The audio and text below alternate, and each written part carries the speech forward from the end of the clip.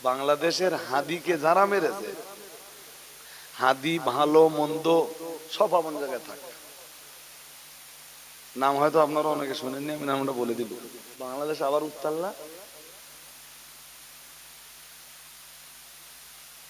বলুন বলুন, খবর টবর কিছু রাখেন?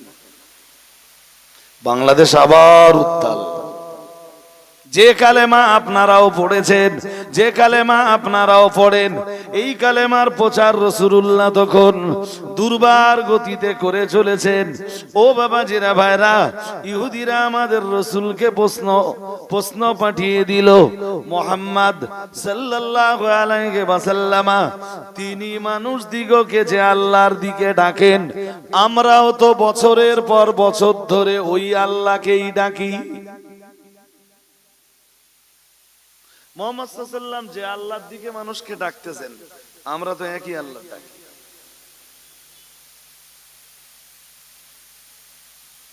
মুহাম্মদ সাল্লাল্লাহু আলাইহি ওয়াসাল্লাম যে আল্লাহর দিকে ডাকছেন, আমরা তো সেই আল্লাহরই ডাকি।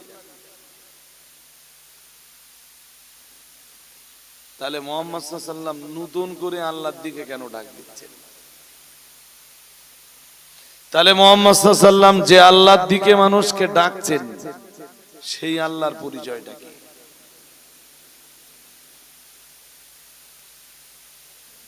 খ্রিস্টানদের ভিতরে একই প্রশ্নের জাগরণ ঘটলো। আমরাও তো এতদিন আল্লাহকে ডেকে আসছি, নতুন করে মুহাম্মদ সাল্লাল্লাহু আলাইহি ওয়াসাল্লাম চারদিকে ডাকছেন, সেই আল্লাহর পরিচয়টা কি? একই প্রশ্ন খ্রিস্টানরা বানালো। খ্রিস্টানরাও তো আল্লাহকে আল্লাহ বলতো,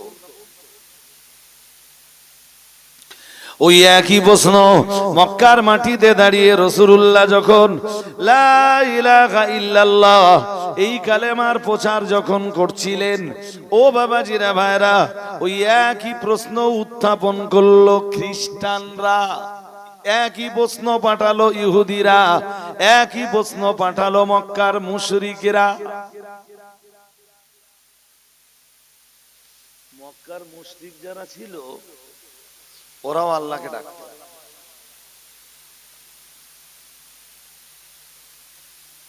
ওরাও আল্লাহ বিরোধী ছিল না। আবু জেহেলের মতো শয়তান, ওর মুখেও মাঝে মাঝে আল্লাহ বলি উচ্চারিত হতো। তফাৎটা কি?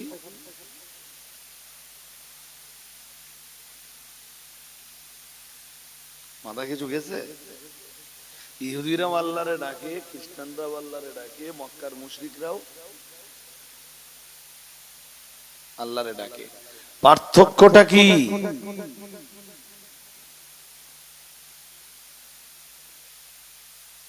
মাথা কিছু যায়? যায় না। আবু জেহেলের মতো গ্রেট শয়তান বদরের রাত্রে দোয়া করছে। বস আব্বাব দেখতিস নাকি?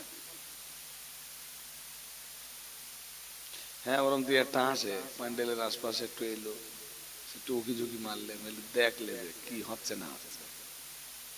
আবার অনেকে এসে ভাবে যে তাই তো এখনো হুজুর যে ডান মারতেছে, খিচুড়ি পেটি দেরি আছে।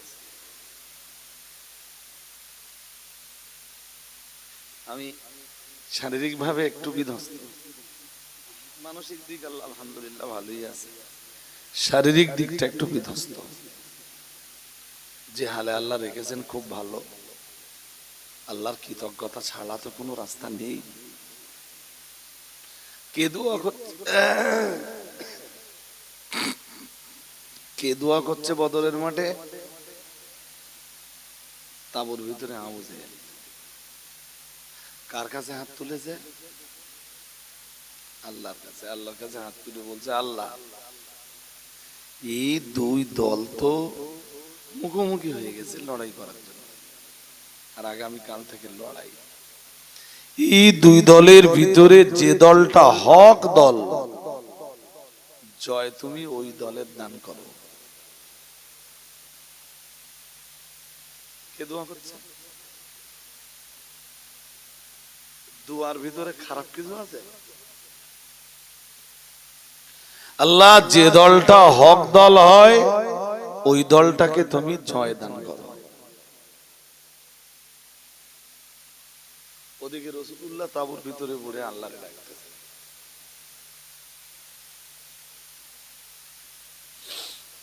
একটু এগিয়ে বসেন, জায়গাটা শর্ত,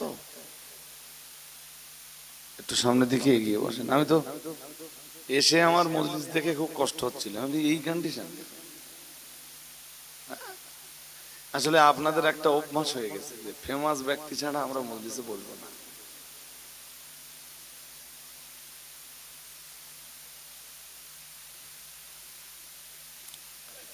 একটুখানি মন দিয়ে শুনতে হবে। আল্লাহকে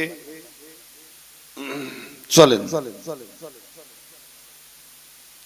খ্রিস্টানরাও আল্লাহকে ডাকে, ইহুদিরাও আল্লাহকে ডাকে, মুশরিকরাও আল্লাহকে ডাকে, মুসলিমরাও আল্লাহকে ডাকে। পার্থক্য কি?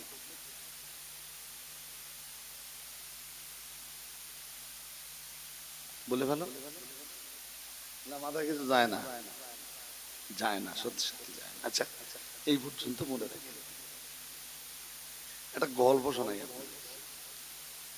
একজন মনীষী, পৃথিবীর শ্রেষ্ঠ একজন মনীষীর একটা গল্প শোনাই। আল্লামা কুতুব শহীদ রহমাতুল্লাহ আলাইহি, নাম শুনেছেন?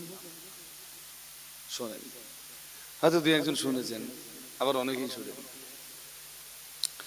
আল্লামা কুতুব শহীদ রহমাতুল্লাহ আলাইহি উনি পৃথিবীর একজন শ্রেষ্ঠ আলেম।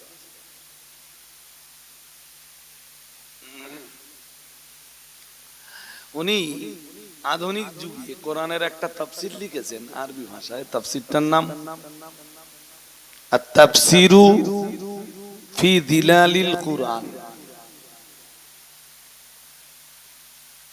ভাই সাহেব, মন আমার দিকে রাখতে হবে। এই মহামনীষীর গল্পটা যদি আপনারা না বোঝেন, আজকের আলোচনার কিচ্ছু বুঝবেন না। ধরেই নেন যে আজকের আলোচনা একটু কঠিন, তবে শেষমেশ শেষ বেলায় আপনারা বুঝতে পারবেন ইনশাআল্লাহ। বুঝবার মতো পজিশন আর বুঝবার মতো ক্ষমতা বড় খবরের মানুষদের আছে, না হলে আমি বলতাম না। তা কুতুব শহীদ রহমাতুল্লাহ আলাইহি একটা তাফসীর লিখেছেন। তাফসীরের নাম আত-তাফসীরু ফি দিলালিল কুরআন। আরবিতে লিখেছেন, ওর বাংলা এখন বেরিয়েছে। আমি আরবিটাও পড়েছি, বাংলাটাও পড়েছি। ফাইন তাফসীর, সুন্দর একটা তাফসীর আধুনিক কালে। তো আল্লামা কুতুব শহীদ এই তাফসীরটা লেখার পরে হাক্কানি আলেম যারা হয়, দেশের সরকার তাদের বিরুদ্ধে চলে যায়। সাইদি সাহেবের কথা মনে পড়ে?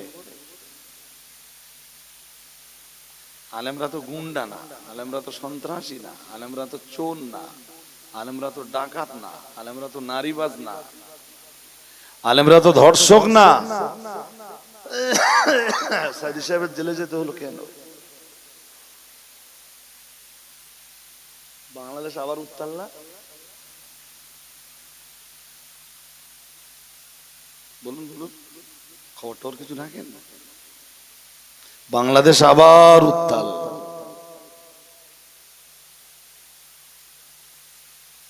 যা কেন উত্তাল আমি সেই প্রেক্ষাপট তুলে ধরছি না, আর আমার ধরার ইচ্ছাও নেই।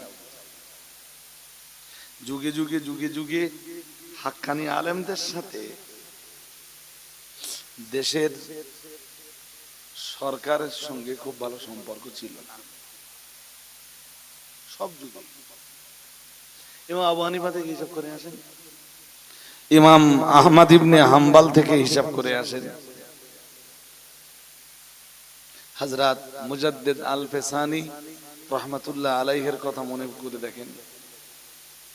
দেশের সরকারের কারণেই মুজাদ্দিদ আল ফেসানি সারহান্দিকে 3 বছর জেল খাটতে হলো।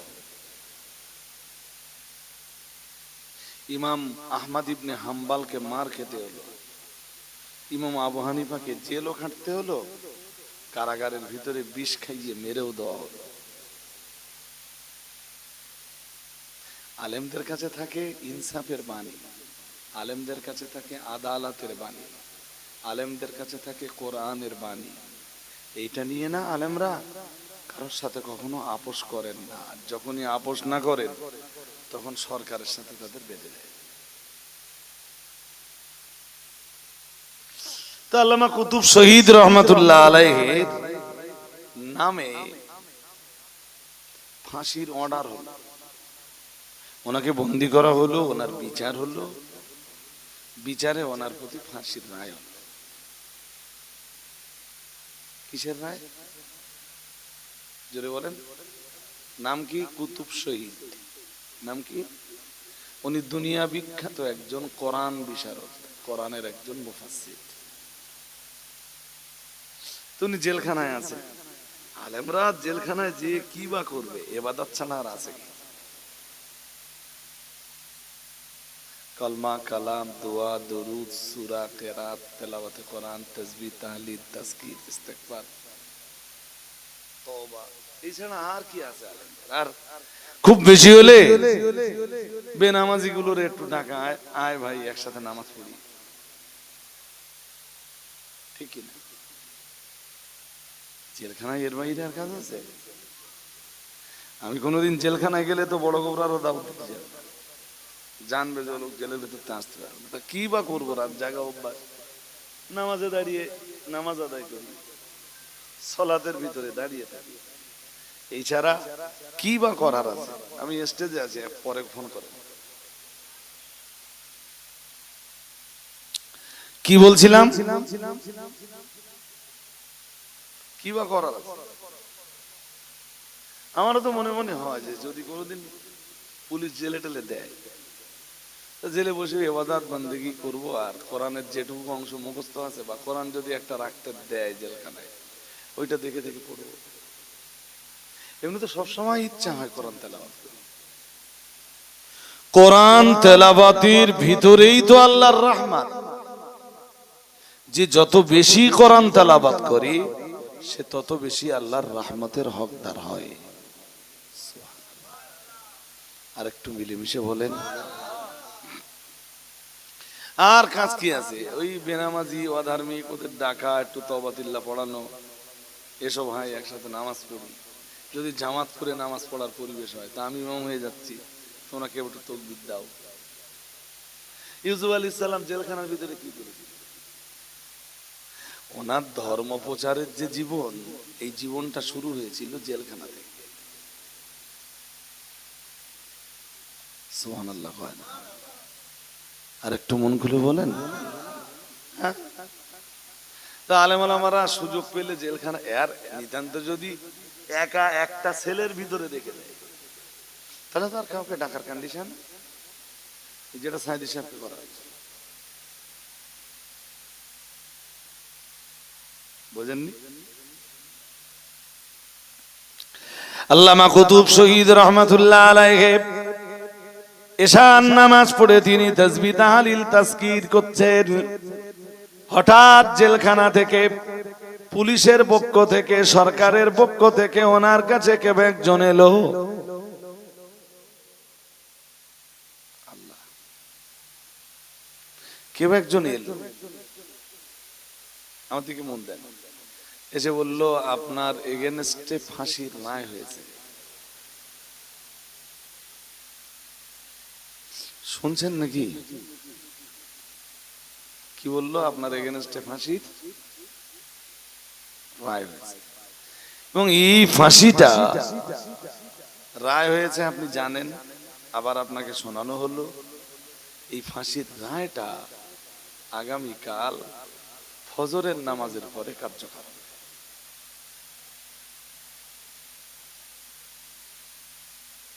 তাহলে হাতে আর টাইম আছে রাতটা।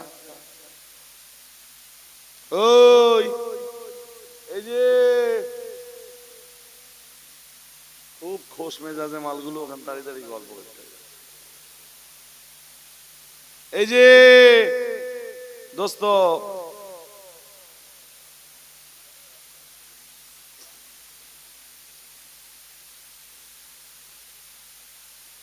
এখন যদি এদিকে না আসো, সালাম পড়ার সময় কিন্তু মাল একটাও ঢুকতে দেবো না আজকে।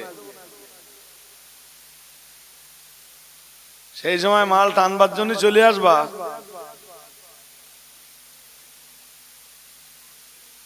এইবার বুঝতে পেরেছে যদি মাল না দেয় তাহলে তো ঠকে যাবো।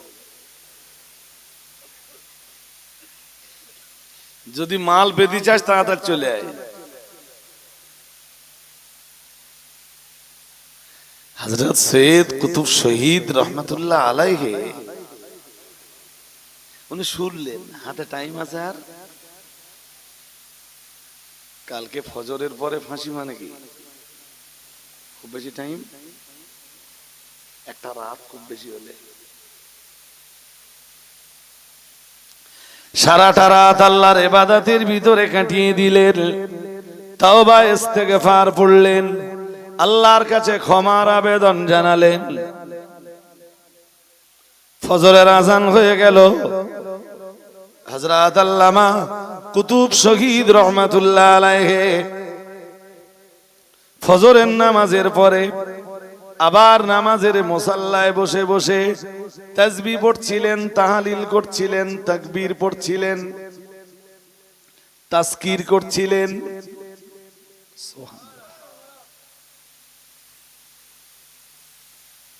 আরেকটু মন খুলে বলুন, ইসলামী যে দেশগুলো আছে সেই দেশগুলোতে আবার জেলখানার ইমাম আছে। শুক্রবারের নামাজ তো হতে হবে। আমাদের বসিরহাট জেলখানাতেও জুমার নামাজ হয়, জানেন? জানেন কি না? অভিজ্ঞতা নেই। আমি জেলখানায় ঢুকিনি, তবে এটা জানি জেলখানায় ঈদের নামাজ হয়। আর ইসলামী রাষ্ট্রে তো নামাজ হবেই। তাহলে জেলখানার ইমাম আছে। বা কাউকে যদি ফাঁসি দিতে হয়, কিংবা কাউকে যদি ফাঁসির কাস্টে ঝোলাতেই হয়, ফাঁসি দেওয়ার আগে তার কলেমা পড়ার সুযোগ দিতে হতো। হ্যাঁ না বলে না? তা কালেমাটা কে পড়াবে? জেলের ইমাম। তওবাতিল্লাহ কে পড়াবে? জেলের ইমাম। তা জেলখানার ইমাম এসছে, ওনাকে কলেমা পড়াবে, ওনাকে তওবা ইস্তেগফার ইত্যাদি পড়ানোর জন্য জেলখানার ইমাম এসছে। তুমি ওই ফজরের নামাজ পড়ে তাসবিহ তাহলিল তাজকির করছেন, আর ইমাম এসছে। জেলের ইমাম এসে সালাম কালাম দিয়ে বলছে, হুজুর আপনার তো ফাঁসি, এটা কি জানেন? তবে জানি, শুধু জানি না, আমি তৈরি আছি। চেহারায় ভয়ের কোনো নমুনা নেই, চোখে মুখে ডরের কোনো ছাপ নেই। খুব হাসি খুশি মনে জবাব দিয়েছেন, হ্যাঁ জানি আমার ফাঁসি, আর আমি রেডিও আছি। আচ্ছা, আসলে আল্লাহওয়ালারা শহীদ হয় হাসতে হাসতে। তারা ভাবে এই জীবনটা আল্লাহর জন্য কোরবান করে দিতে পারাটা আমার সৌভাগ্য। সুবহানাল্লাহ। আরেকটু মন খুলে বলেন। তো জেলখানার ইমাম বললেন, হুজুর আমি আপনাকে কালেমা পড়াতে এসেছি। বলো কি? তুই কালেমা পড়াবো আমার? তাহলে জি, জেলখানার নিয়ম। কিন্তু যাকে কালেমা উনি পড়ানোর জন্য এসছেন, উনি তো কালেমা ভালোই পড়তে জানেন, পারেন না? পারেন না? যাকে তওবাতিল্লাহ করাতে ইস্তেগফার পড়াতে এসছেন, উনি তো তওবাতিল্লাহ ইস্তেগফার করতে পারেন। আল্লাহ পাকের ওলি, আল্লাহর প্রিয় বান্দা সৈয়দ কুতুব শহীদ রহমাতুল্লাহ আলাইহি উনি বললেন, আমার তওবা আমি পড়ে নিয়েছি, আমার ইস্তেগফার আমি করে নিয়েছি, আর আপনি যে আমায় কালেমা পড়ানোর জন্য এসেছেন, কালেমা আমি পড়তে পারি, কালেমা আমি নিজে পড়ে নিয়েছি, ফাঁসির মঞ্চে দাঁড়িয়ে উচ্চ আওয়াজে আবার বলবো, লা ইলাহা ইল্লাল্লাহ মুহাম্মাদুর রাসূলুল্লাহ।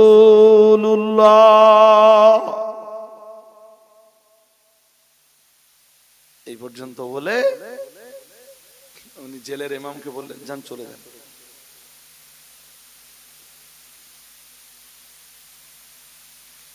জেলখানার ইমাম চলে যাচ্ছে।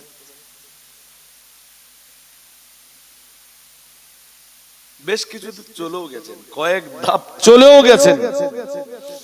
সৈয়দ কুতুব শহীদ রহমাতুল্লাহ আলাইহি জেলখানার ইমামকে ডাকলেন, ফের বলেন, শুনুন, শেষ কথাটা শুনে যান। তো জেলখানার ইমাম আবার ফের এসছেন।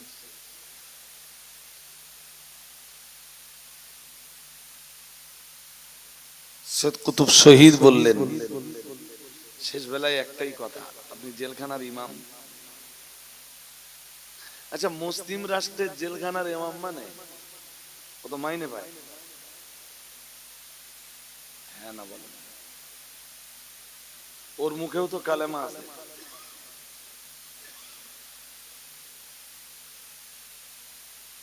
সৈয়দ কুতুব শহীদ বললেন, শুনুন, যে কালেমায় আপনি মাইনে পান সেই কালেমায় আমার ফাঁসি হচ্ছে, যান চলে যান।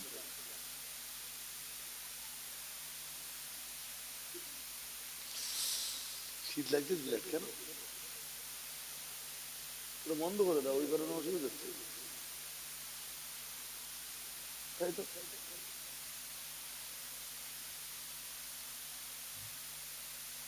এই তুমি যেন শর্টকাট খেয়ে গেলো, তাই তো পাহাড় মতো আওয়াজ হচ্ছে তো।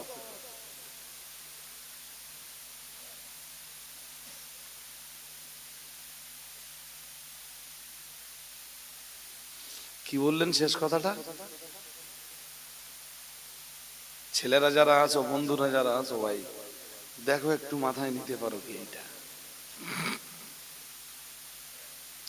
আল্লাহ পাকের ওলি, আল্লাহর প্রিয় বান্দা সৈয়দ কুতুব শহীদ রহমাতুল্লাহ আলাইহি বললেন, যে কালেমায় তুমি বেতন পাও সেই কালেমায় আমার ফাঁসি হয়।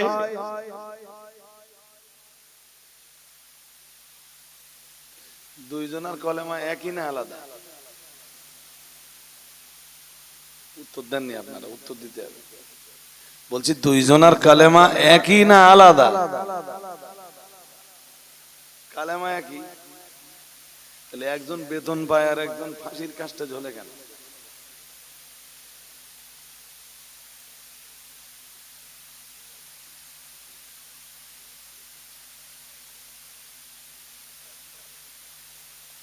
বুঝতে পারেননি?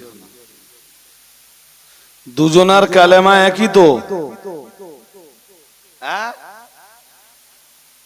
না বলবেন তো? কালেমা তো একই। তোমার যে কালেমা আমার সেই কালেমা, আমি ফাঁসির মঞ্চে ঝুলছি আর তুমি একই দেশের সরকারের কাছ থেকে মাইনে পাচ্ছ।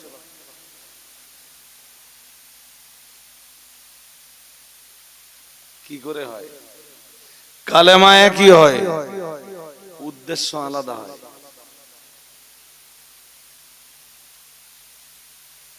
উদ্দেশ্য, কথা বলেন না কেন? উদ্দেশ্য আলাদা হয়। আপনাদের ইতিহাস মনে পড়ে, ইতিহাস বলার সময় আমার নাই। ইমামে আজম আবু হানিফা রহমাতুল্লাহ আলাইহিকে যারা কালেমা কারাগারে বন্দী করেছিল তাদের জবানেও ছিল কালেমা। আবার ইমামে আজম আবু হানিফা রহমাতুল্লাহ আলাইহি তার জবানেও ছিল লা ইলাহা ইল্লাল্লাহ মুহাম্মাদুর রাসূলুল্লাহ। যারা ইমামে আজমকে কারাগারের ভিতরে বিষ পান করিয়ে মেরেছিল তাদের জবানেও ছিল লা ইলাহা ইল্লাল্লাহ। কালেমা সব একই। আল্লাহ পাকের ওলি, আল্লাহর পেয়ারা বান্দা, চার ইমামের এক ইমাম হযরত ইমাম আহমদ ইবনে হাম্বল রাহমাতুল্লাহ আলাইহি, তার জবানেও ছিল কালেমা। ও বাবাজিরা বাবা, আর ইমাম আহমদ ইবনে হাম্বলকে যারা অত্যাচার করেছিল, ইমাম আহমদ ইবনে হাম্বলকে যারা চাবুক মারতে মারতে উলঙ্গ করে দিয়েছিল, তাদের জবানেও ছিল লা ইলাহা ইল্লাল্লাহ। হযরত মুজাদ্দিদ আল পেসানি সারহান্দি রাহমাতুল্লাহ আলাইহি, তিনি তার জবানেও কালেমা উচ্চারণ করেছিলেন, লা ইলাহা ইল্লাল্লাহ। আবার মুজাদ্দিদ আল পেসানি সারহান্দিকে যারা কারাগারের ভিতরে বন্দী করেছিল, যাদের ষড়যন্ত্রের কারণে মুজাদ্দিদ আল পেসানি সারহান্দি বছরের পর বছর কারাগার বরণ করেছিলেন, তাদের জবানেও ছিল লা ইলাহা ইল্লাল্লাহ। কালেমা একই, উদ্দেশ্য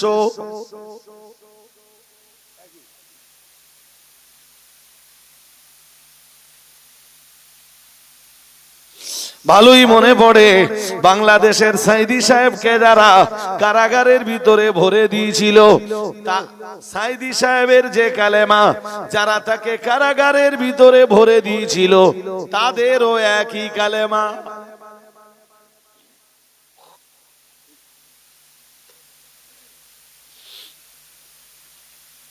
শুনছেন নাকি না ঘুম পাচ্ছে?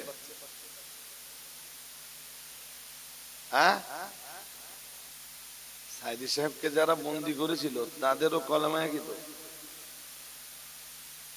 সাইদি সাহেবের এগেনস্টে যারা মিথ্যা কেস সাজিয়েছিল, তারাও মুসলমান ঘরের সন্তান, তাদের মুখেও ছিল একই কালমা।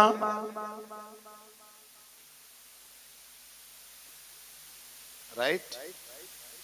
হ্যাঁ না বলেন? যারা মিথ্যা সাক্ষ্য দিয়েছিল, তাদের জবানেও ছিল এসএম কালমা।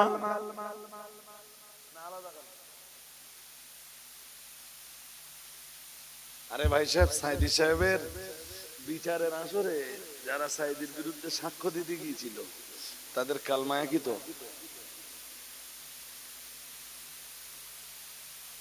ফুরফুরা শরীফের মুজাদ্দিদুজ্জামান আমিরুশ শরিয়াত আলা হযরত দাদা হুজুর কিবলা রাহমাতুল্লাহ আলাইহির জবানে যে কালেমা সারা বাংলা জুড়ে, এপার ওপার বাংলা জুড়ে, সেই পিরিয়ডে মুজাদ্দিদুজ্জামান আমিরুশ শরিয়াত আলা হযরত দাদা হুজুর কিবলা রাহমাতুল্লাহ আলাইহির দুশমন যারা ছিলেন, শত্রু যারা ছিলেন, তাদের মুখে একই কালমা।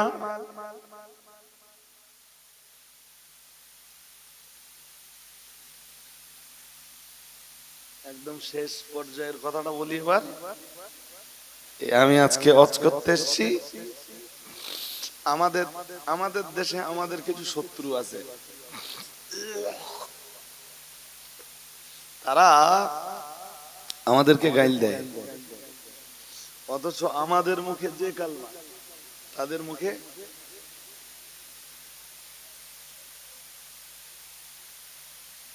আবার ওই বড় গোবরাতেই দেখেছেন,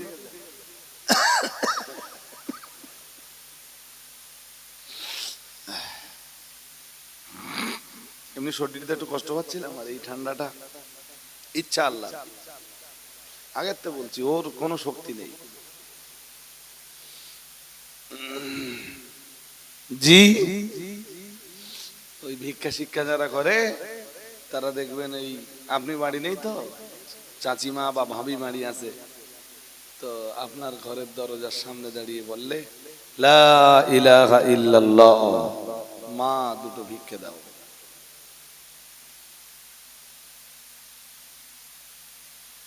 আমি বড় গোবরায় যে কালেমার প্রচার করছি, ভিক্ষুক ওই একই কালেমা পড়তেছ তো? হ্যাঁ না কিছু বলেন? আরে জোর করে বলেন।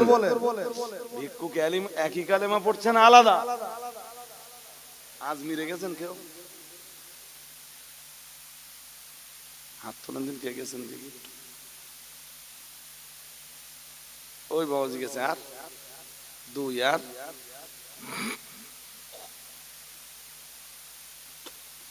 আর কেউ জানি জানি তো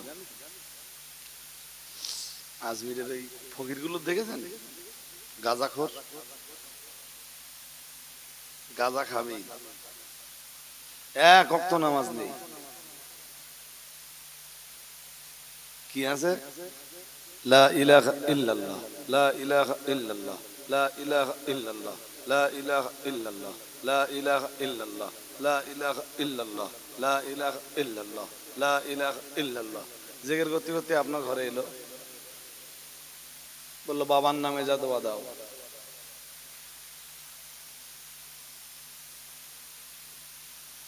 কি কলমায়ে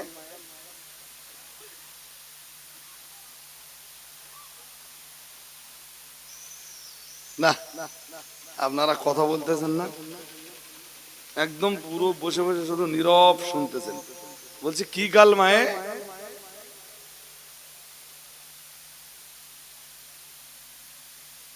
টাকা ধাড়ার কালমা হ্যাঁ না কিছু বলেন ভিক্ষুক বাড়ির সামনে এসে ভিক্ষা চাচ্ছে কি কালমা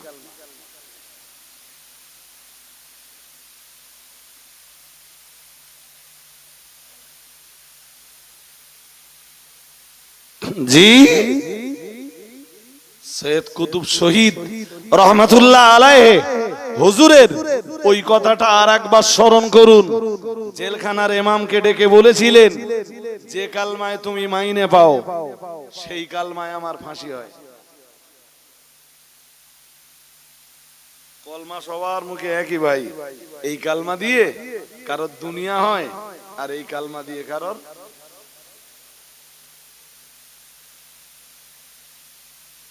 আখিরাত হয় এই কালমায় কেউ টাকা কামায় আর এই কালমায় কারোর ফাঁসি হয়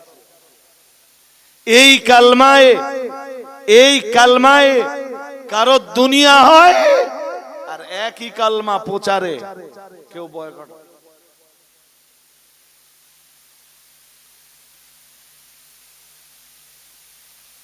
এই কালমায় কেউ দুনিয়াদারিতে বিভোর হয় আর এই কালমায় কেউ জেল খেটে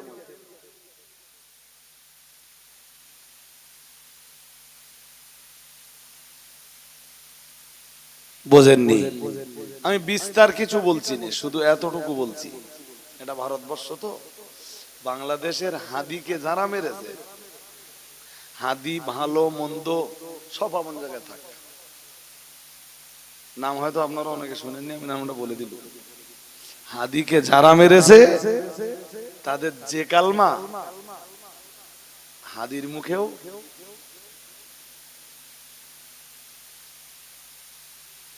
কিছু বলেন বলেন বলেন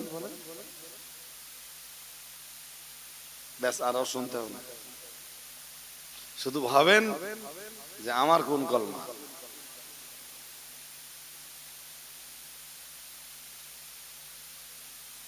বলেননি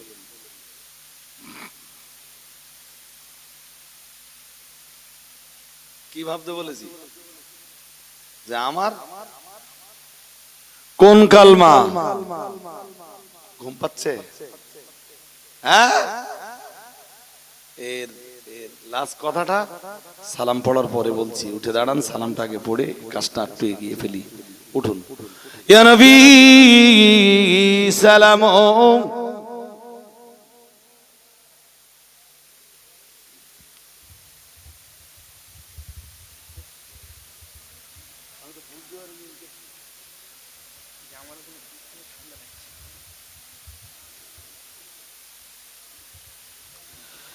নবীদের সরদার সাজিয়া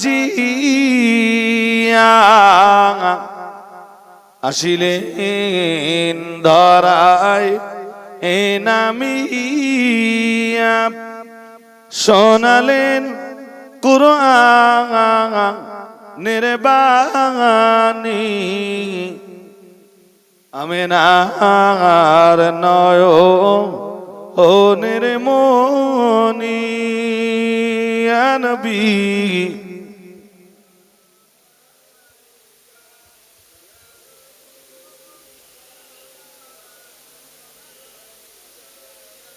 ইয়া হাবিবি সালাম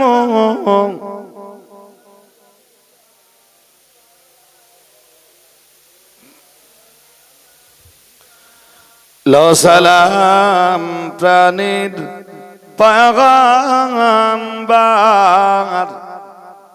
আমাদের কাদা ওনার লড়কে জীবন নেশাবার দেখিব রওজা আপনার ইয়া নবী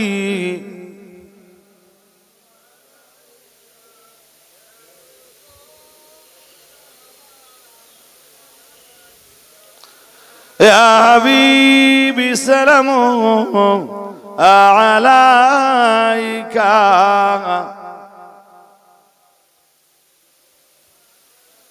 ইয়া রাব্বি সাল্লিম সাল্লিম দাইমান আবাদ বেজারিব মেরি দরুদ ও সালাম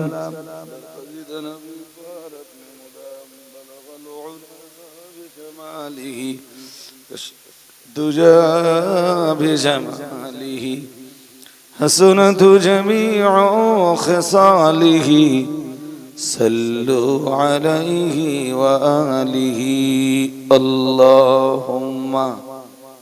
ছোট ভাই কোথায় যাচ্ছ? এই যে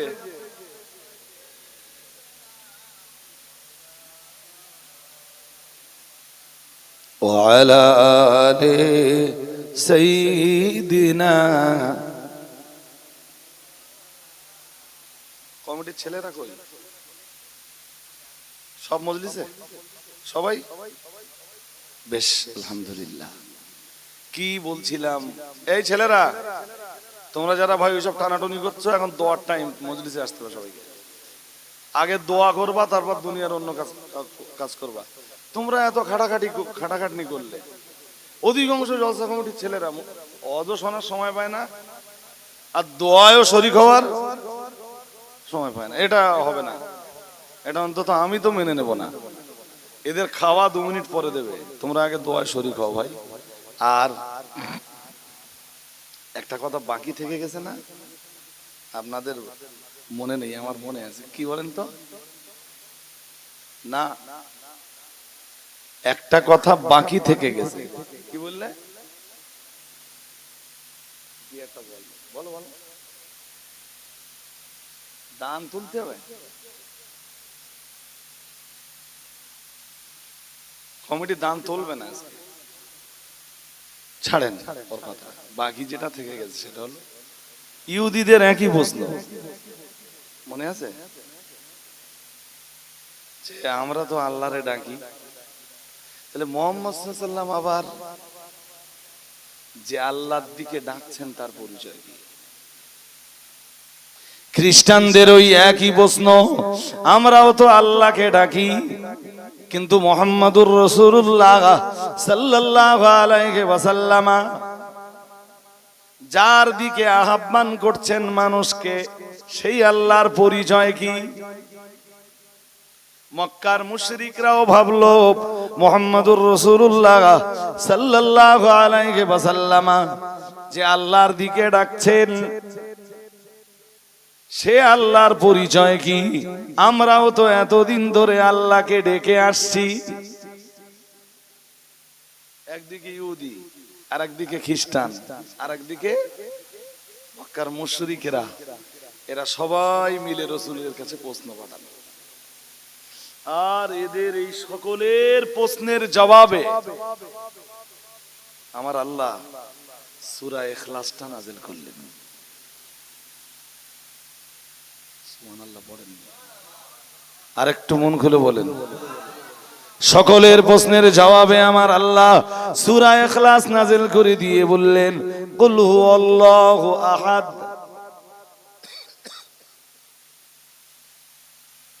হে রাসূল, আপনি বলুন হুয়াল্লাহ, তিনি আল্লাহ, এক, একক, লা শারীক। সুবহানাল্লাহ। আর একটু মন খুলে বলে, এক, তবে এমন এক যার দুই নেই। বুঝেননি? স্কুলে রোল নাম্বার 1, তারপর আসতে বলতেছেন কেন বলেন? রোল নাম্বার 1, তারপর 2, তারপর 3। তার মানে স্কুলে রোল নাম্বারের 1 থাকলে 2 আছে, 2 থাকলে থাকার সম্ভাবনা তো আছে। আল্লাহ এমন এক যা 2 এর সম্ভাবনা নেই। ভালো করে তাকিয়ে দেখেন তো ভাই, ওই পিছনের দিকে যে কটা আসতেছে, এবার এই ঘোড়া দৌড় মারেনি তো, এই এদিকে আয়, পিছনে বসবেন, এই এই সেই মালগুলোই বলেন। আমার চোখ তো খুব একটা ভুল দেখবে না, সেইগুলো ওই জায়গা যেগুলো গেজাগেজি করতেল, আর একটা হেগে বলতেল আসতেছি আসতেছি বলে ক্যাম সালাম হয়ে গেছে। এই মালগুলোর বস খেলে এবার ঘন্টাখানি মাছ করার দরকার। এরা তো এখন এই যে খিচুড়ি ঝাড়তি, খিচুড়ি তো খিচুড়ি। আজকে আমরা তোমাদের দলে নেব, তবে হাসরের ময়দানে আল্লাহ আমাদের দলে তোমাদের জায়গা দেবে বলে মনে হয়।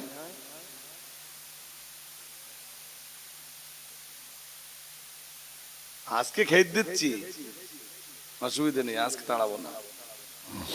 হাজরিনে মজলিস, তো আল্লাহ এমন এক যার কি নাই। ওই বলবি তো, বলিনি? স্কুলে রোল নাম্বার 1, রোল নাম্বার 2, তাই না? অথবা 1st, 2nd, 3rd। কিন্তু আল্লাহ এমন এক যার 2 নেই। সুবহানাল্লাহ। আর একটু মন খুলে, ব্যাস ওতে ইহুদিদের প্রশ্নের জবাব হয়ে গেছে। কেন জানেন? ইহুদিরা বলতো অকালাতিল ইয়াহুদু উযাইর ইবনুল্লাহ, ইহুদিরা বলতো উযাইর আল্লাহর বেটা।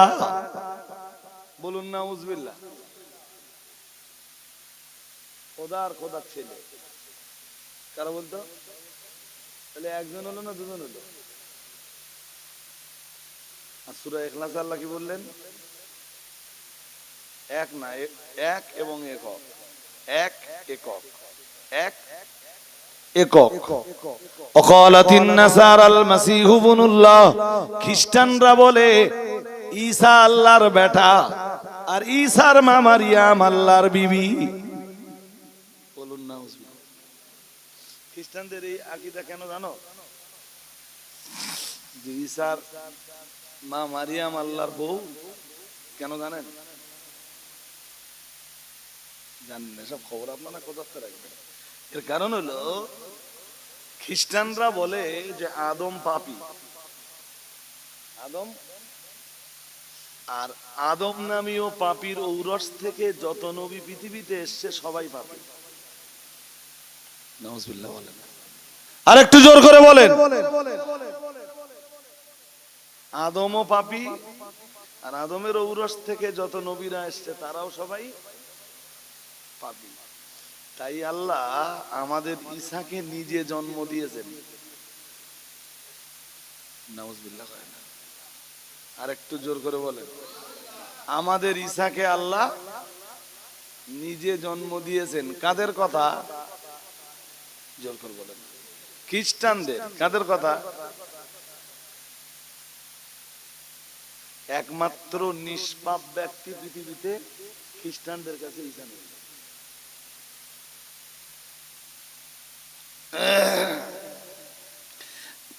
খ্রিস্টানদের কাছে খোদা 3 জন, খোদা, খোদার বেটা এবং খোদার বিবি। বলুন নাউজুবিল্লাহ।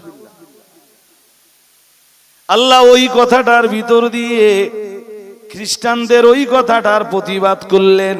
কুল হুয়াল্লাহু আহাদ। আসলে মুহাম্মদ সাল্লাল্লাহু আলাইহি ওয়াসাল্লাম যে আল্লাহর দিকে ডাকেন, সেই আল্লাহ এক, একক, 2 হওয়ার কোনো সম্ভাবনা নেই। আর একটু মন খুলে বলেন। এ খ্রিস্টানরা, আল্লাহ সূরা ইখলাস নাযিল করে তোমাদের প্রতিবাদ করলেন। এই ইহুদিরা সূরা ইখলাস নাযিল করে আল্লাহ তোমাদেরও প্রতিবাদ করলেন।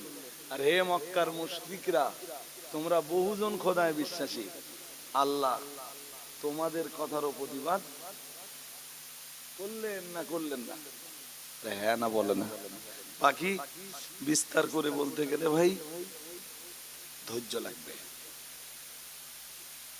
ধৈর্য লাগবে।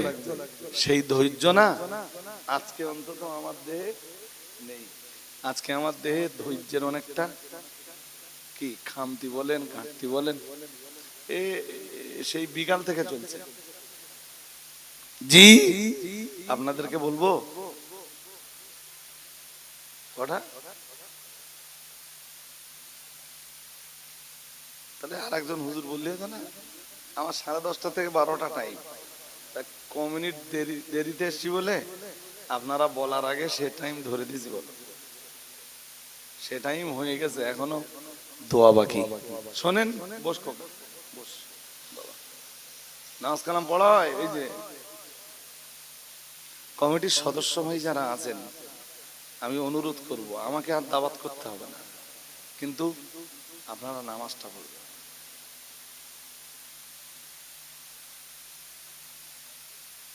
শুনছো কি জওয়ান বন্ধুরা, তোমাদের এই যৌবনের ইবাদত আল্লাহর কাছে খুব পছন্দনীয়। কার ইবাদত পছন্দনীয়, বুড়োর না যৌবনের? বুড়ো মানুষ যারা আছেন রাগ করে ফেলেন না, জানেন আপনাদের একসময় যৌবন ছিল।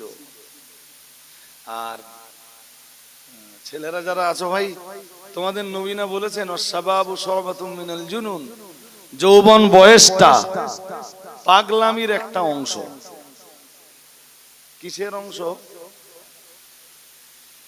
সুতরাং পাগলামিটা পুরো বন্ধ করে কি লটারির টিকিট কাটা, জুয়া খেলা, মদের আসরে যাওয়া, এগুলো বন্ধ করে একটা ভালো বন্ধু নির্বাচন করো, যে বন্ধু তোমার ধর্মের ব্যাপারে খবর নেয়, তোমার ধর্মজীবন ধ্বংস করে দেয়। এই বন্ধু ভালো না। তুমি মাতালের সঙ্গে মিশলে মদ খাওয়ার ইচ্ছা তোমার নেই, কিন্তু তোমার খাওয়া শিখিয়ে দেবে। চোরের সাথে মিশলে তুমি চোর হয়ে যাবে, বাট তোমার চুরি করার কোনো ইচ্ছা, কথা বলো, তোমার ভিতরে চুরি করার কোনো ইচ্ছা নেই, কিন্তু চোরের সাথে মিশতে মিশতে তুমি একদিন কেমন বন্ধু নির্বাচন করবা। কোনো এক বছর আমি দাওয়াতে এলে আমাকে আগের থেকে বলে দেবেন যে একজন মানুষ কেমন বন্ধু নির্বাচন করবে, কোরআন আর হাদিস দিয়ে এই বিষয়টার উপর একদিন আলোচনা করব।